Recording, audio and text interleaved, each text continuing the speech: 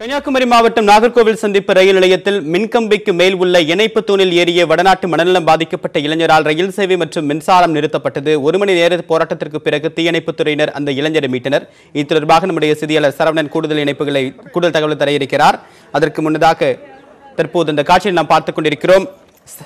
யார் அந்த இளைஞர்? இது தொடர்பான பின்னணி தகவல்கள் என்ன? வணக்கம் தேவா.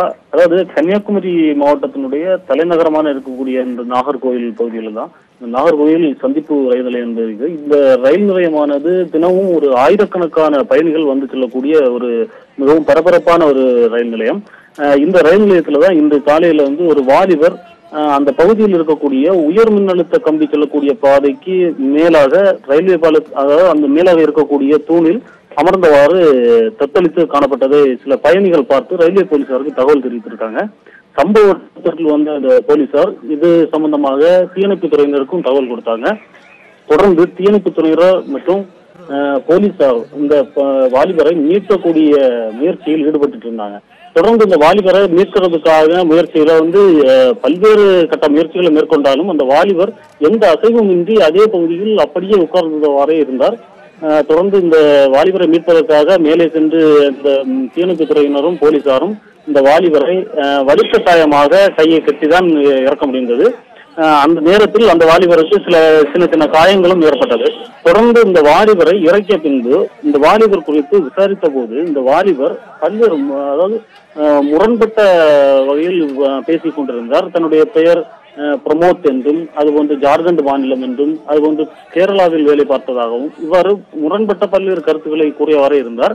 இதன் காரணமாக இந்த வாலிபர் மனநலம் பாதிக்கப்பட்ட வாலிபர் என்று போலீசார் ஒரு முடிவுக்கு வந்தார்கள். தொடர்ந்து அந்த வாலிபரை குறித்து பல்வேறு கட்டத்தில் விசாரணைகள் மேற்கொண்டு வந்தாலும் இந்த வாலிபருக்கு முதற்கட்ட மருத்துவ உதவிகளையும் செய்தார்கள். தொடர்ந்து இந்த பகுதியில் ஏற்கனவே அந்த பயணிகள் நிற்கும் பகுதியில் இருந்துதான் தூணில் ஏறி அதிலிருந்துதான் இந்த மின்கம்பம் அமர்ந்துள்ள பகுதிக்கு வந்திருக்கிறார். இவர் ஏறும்போது இந்த பகுதியில் இருந்த பயணிகள் இவர் இங்குள்ள ரயில்வே ஊழியர் மின்சார ஊழியராக இருப்பார் இந்த நோக்கத்தில் தான் இது குறித்து எந்த சலனமும் இன்றி இருந்தார்கள். இவர் மேலே ஏறிய பின்பு இவரது சைகைகளில் ஏற்பட்ட மாற்றங்கள் தொடர்பாகத்தான் பயணிகளும் இவர் வந்து ஊழியர் இல்லை வேறு ஏதோ நபர் என்கின்ற முடிவிற்கு வந்திருக்கிறார்கள். இதனைத் தொடர்ந்துதான் போலீசாருக்கும் தகவல். தொடர்ந்து இந்த மீட்பு பணிக்கு முன்பதாகவே இங்கு உள்ள மின்சாரமானது துண்டிக்கப்பட்டது. அதே போன்று அந்த நேரத்தில் கோயம்புத்தூர் செல்லக்கூடிய பயணிகள் ரயில் அது மட்டுமல்லாமல் மங்களூர் செல்லக்கூடிய எக்ஸ்பிரஸ் ரயில் போன்றவையும் தற்காலிகமாக நிறுத்தப்பட்டு அதன் பின்புதான் இந்த மீட்பு நடைபெற்றது. தொடர்ந்து இந்த பின்பு இந்த ரயில் சேவையானது மீண்டும் இயக்கப்பட்டது. இந்த ரயில் நிலையத்தை பொறுத்தமட்டில் இந்த ரயில் நிலையத்தில் போதிய பாதுகாப்பு என்பது குறைவாக ஒரு கருத்து பயணிகளிடையே இருந்து வருகிறது. ஏனென்றால் இந்த ரயில் நிலையத்திற்குள் வருவதற்கான பாதைகள் பல்வேறு பாதைகள் எந்த பாதுகாப்பும் இன்றி இருந்து வருகிறது. இந்த பகுதிகளில் போதிய பாதுகாப்பு வேணும் அப்படிங்கிறது உங்களுள்ள பயணிகளுடைய கருத்தாக இருந்து வருகிறது. தொடர்ந்து இந்த வாலிபருக்கு வந்து சிகிச்சையானது மருத்துவ சிகிச்சையும் கொடுக்கப்பட்டு வருகிறது. தேவா, சரவணன், நம்ம காட்சிகளை பார்க்கும்போது தெரியுது எவ்வளவு ஆபத்தான ஒரு மீட்பு பணியை இந்த தீயணைப்பு வீரர்கள் மேற்கொண்டிருக்காங்க அப்படின்னு சொல்லிட்டு அந்த தீயணைப்பு வீரர்களுக்கு நியூஸ் 18 குழுமம் சார்பாக பாராட்டுகளை தெரிவித்துக் கொள்கிறோம். மின்சாரம் இணைப்பு துண்டிக்கப்பட்டு ரொம்ப சாமர்த்தியமா அந்த இளைஞரை மனநலம் பாதிக்கப்பட்ட இளைஞரை அந்த உயர் மின்னழுத்தம் கம்பி செல்லக்கூடிய அந்த கோபுரத்திலிருந்து அவரை மீட்டிருக்கிறார்கள். பாதுகாப்பு கேள்விக்குறியா இருக்கு அப்படின்றது ஒரு பக்கம் இருந்தாலும் கூட மனநலம் பாதிக்கப்பட்ட இளைஞர் அவ்வளவு பெரிய உயர் மின்னழுத்தம் கம்பிகள் செல்லக்கூடிய அந்த தளத்திற்கு எப்படி போனாரு? அந்த இடத்துல ரயில்வே காவலர்கள் யாரும் இல்லையா? ரயில் நிலையத்திற்கும் நடக்கக்கூடிய பாதுகாப்பு விதிமீறல்களோ பாதுகாப்பு குறைபாடுகளோ முழுக்க ரயில்வே காவல்துறை தான் காரணம். அவங்க தரப்பு என்ன விளக்கம் சொல்றாங்க சரவணன்? நிச்சயமாக இந்த மீட்பு பணியானது மிகவும் சாமர்த்தியமான முறையில் மீட்கப்பட்டதுதான். இருந்தாலும் இந்த பகுதியில் பொறுத்தமட்டில் கன்னியாகுமரிக்கு அதிலும் இந்த குறிப்பாக நாகர்கோவில் ரயில்வே நிலையத்தை பொறுத்தமட்டில் வட மாநிலங்களிலிருந்து வரக்கூடிய ரயில்களில் பல மனநலம் பாதிக்கப்பட்ட நபர்கள் இங்கு வருவது வாடிக்கையாக இருந்து வருகிறது.